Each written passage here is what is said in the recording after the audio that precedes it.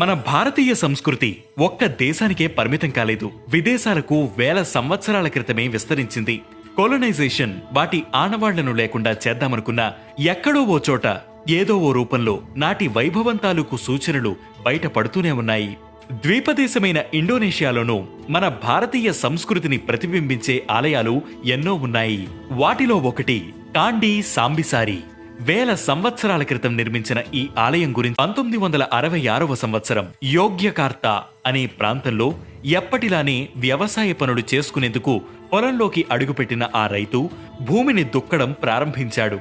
నాగలి పెట్టి దున్నడం ప్రారంభించిన కొంతసేపటికే అతడి నాగలి భూమిలో ఇరుక్కుపోయింది. ఎంత ప్రయత్నించినా అతని శ్రమ వృధా అవుతోందే తప్ప నాగలి ముందుకు కదలడం లేదు. దీంతో అక్కడ ఏముందా అని తవ్వి చూస్తే లింగాకారంలో ఉన్న ఓ శిల కనిపించింది. దీంతో ఆశ్చర్యపోయిన ఆ రైతు ఆ విషయాన్ని అధికారులకు చేరవేశాడు. అక్కడికి చేరుకున్న అధికారులు అక్కడ కింద ఏదో పురాతన విగ్రహం ఉందనుకుని తవ్వడం ప్రారంభించారు. ఆశ్చర్యం, వారికి కనిపించిన శిల చిన్న విగ్రహమేమీ కాదు, తవ్వుతున్న క్రమంగా అదో కట్టడమని బయటపడుతోంది. ఇంకాస్త లోతుగా తవ్వేసరికి ఓ భారీ గోపురమే బయటపడింది.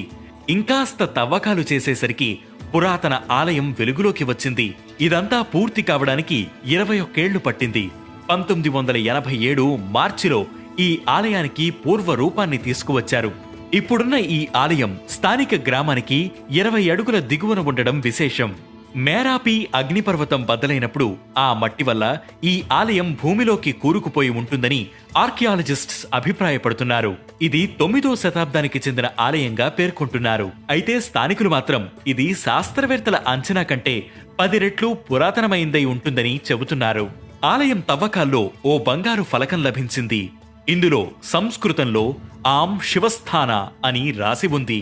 ఉత్తరం వైపు దుర్గా విగ్రహం, తూర్పు వైపు గణపతి విగ్రహం, దక్షిణాన అగస్త్యుడి విగ్రహాలు దర్శనమిస్తాయి.